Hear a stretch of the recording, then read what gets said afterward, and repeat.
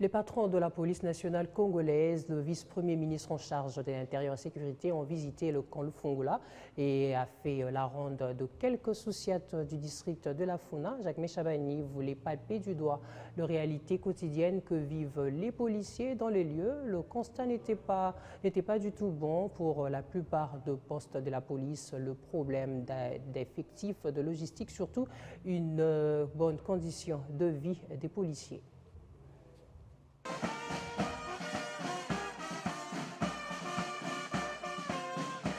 Promouvoir une gouvernance sécuritaire de qualité en veillant à la protection des personnes, de leurs biens et des institutions ainsi qu'installation de l'État à travers la police, l'une des missions clés du vice-premier ministre en charge de l'Intérieur est sécurité, accompagné du commissaire provincial de Kinshasa.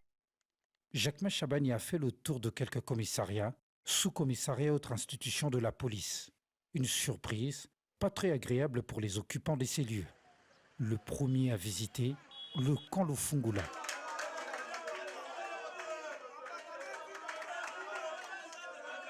Du centre médical de la police nationale congolaise au lieu de détention et logement des policiers, en passant par le groupe d'intervention Kin-Ouest, sans oublier le cas de sinistrés, le patron de la sécurité s'est rendu compte d'une réalité incommode, une promiscuité inimaginable.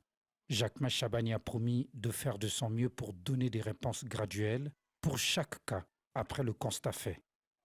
Après le camp Lufungula, le vice-premier ministre en charge de l'Intérieur et Sécurité a poursuivi sa visite, cette fois-ci dans 3 sous-commissariats de la commune de Ngiringiri, à Sosa et Lengesa et Ngunza, sans oublier le poste de la police de circulation routière qui porte le même nom. Le vice-premier ministre ne peut que constater un effectif réduit des policiers et quelques problèmes logistiques dans chaque poste. L'itinérance s'est poursuivie dans la commune de Bumbu, où le vice-premier ministre en charge de l'Intérieur s'est échangé avec le commandant du Souciat de Bumbu et celui du poste de la police de la même commune.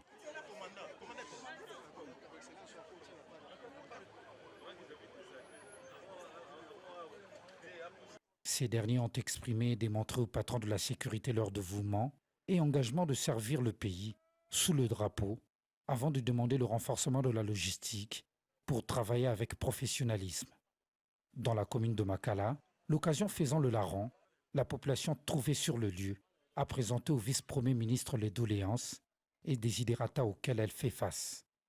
Une visite d'inspection rendue facile grâce à l'amélioration des infrastructures routières dans cette partie de la capitale de la République démocratique du Congo. L'escorte du vice-premier ministre en charge de l'Intérieur va terminer sa course au Souciat Mbole au quartier Yolo dans la commune de Kalamo.